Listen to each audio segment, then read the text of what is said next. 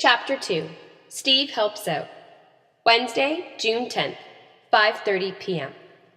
A police car was waiting in front of his home when Steve returned next afternoon from the Holmesville quarry.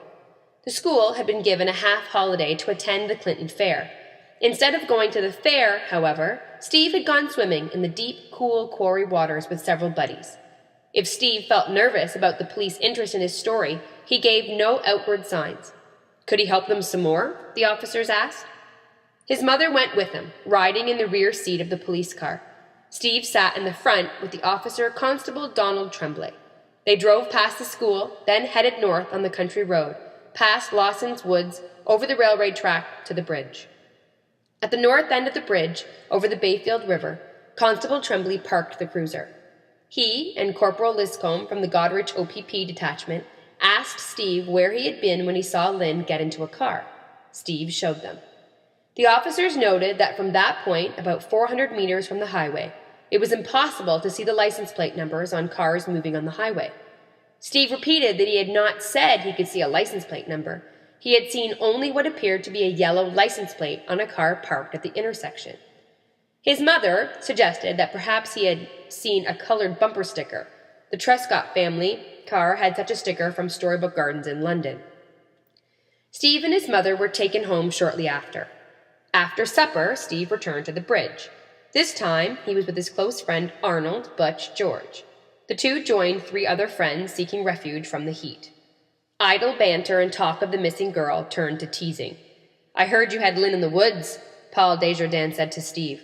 "Who told you that?" Stephen snapped. Stephen had reason to bristle. Butch had made up a story the night before about Steve hunting for calves in the woods with Lynn. The story began as teasing. Butch admitted he had never seen Steve with Lynn that night before. Yet he willingly repeated the yarn. Several times that day, people had mentioned the made-up story. With a serious police investigation underway, Steve did not find the tale funny. "Butch said you were," said Paul. Butch was 10 feet below them under the bridge, throwing rocks. "I didn't take her into the woods," Steve replied. "I didn't." Still on his bike, he leaned over the bridge railing and raised his voice so Butch could hear. "I didn't take Lynn into the woods, did I, Butch?" His voice echoed off the concrete, the rocks, and the water. "No, you had her at the side of the bush looking for a cow and a calf," Butch replied, his voice echoing from under the bridge. The joke may have originated from a happening 2 weeks before, when Steve and his buddy Leslie Spilsbury had found a cow and its calf in Lawson's Woods. That had made the 2 boys into school heroes, and that, for the time and place, made Steve a chick magnet. Hearing that Steve had given Lynn a ride on his bike, Butch may have woven the stories together. The previous evening, Butch had entertained some friends with the story. The guys had jeered. They did not believe him. He kept repeating the story as though it meant something. But in a final statement to police, Butch admitted that he had made up the tale shortly after leaving the swimming hole, without having seen either Lynn or Steve. The talk on the bridge that night, 24 hours after Lynn had vanished, drifted to more important things: turtles, rocks, swimming, and the heat. No one could have predicted what would happen when Lynn was found, and how police would twist Butch's teasing into a horror story. Chapter 3.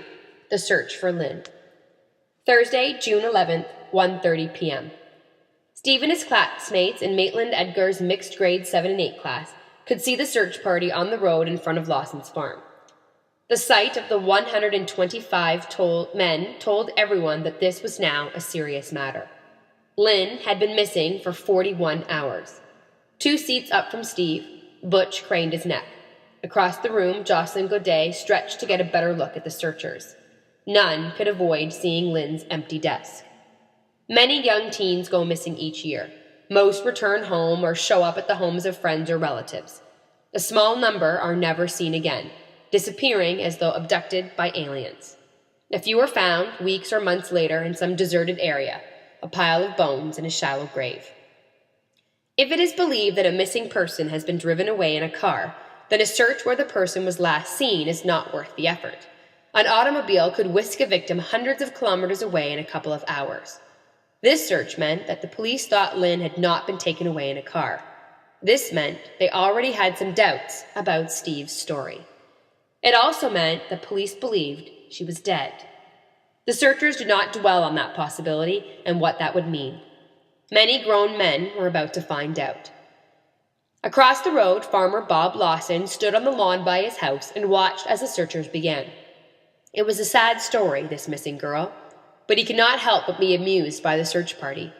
They stepped across his fences, stretching the fence wire. Didn't these city slickers know that crossing a fence should be done at the posts? Apparently not. It was unclear to him who was in charge of the search. One thing he did know, no one had asked his permission, even though it was his fences they trampled. The fields were filled with men. That morning, Corporal Sayu of the OPP, with the help of the Air Base commander, had organized a search party of 250 men into two groups. One group was to cover the land west of the country road, through O'Brien's farm. The other group was to cover the land east of the country road, through Lawson's farm to the highway. The eastern group started after lunch, before the western group had gathered. They advanced north on Lawson's land, spread about 3 meters apart. They trampled over crops, barely poking through the ground. Not all the searchers knew enough to step lightly between the rows. In the pasture, they stepped around cow pies. Eventually, the searchers made their way toward the woods at the back of Lawson Farm. By then, the school children had turned their attention back to their books. Flies buzzed at the classroom windows, struggling to get out. Some students fanned themselves with workbooks. The heat in a room with 30 students and no air conditioning pressed on them. Step by step, looking left and right from time to time, the men in the line moved like a parade square formation advancing in review order. While in the open fields, the searchers found it easy to keep together. In Lawson's woods, the line lost its precision. Up and down the line, men stepped over the fence into the woods. Footing in the woods was uneven. Logs, piles of brush, and fallen trees barred the way. The searchers drifted, the distance between them now as much as 6 meters. Keeping track of other searchers was harder. Even in the shade, the heat of the humid air clung to them. Grumbles and curses sounded out up and down the line. Decayed branches snapped underfoot. Searchers pushed away brush, branches, anything under which someone might hide, or hide something. Lieutenant Joseph Legger and Corporal George Edens were among the search party. In the woods, they swatted mosquitoes. Step by step, they kept their place in the line of searchers. They stepped around a tree and checked their place in formation. Legger was the first to see her. Edens came around the tree almost at the same time. Legger alerted the other searcher. There she is, he called out.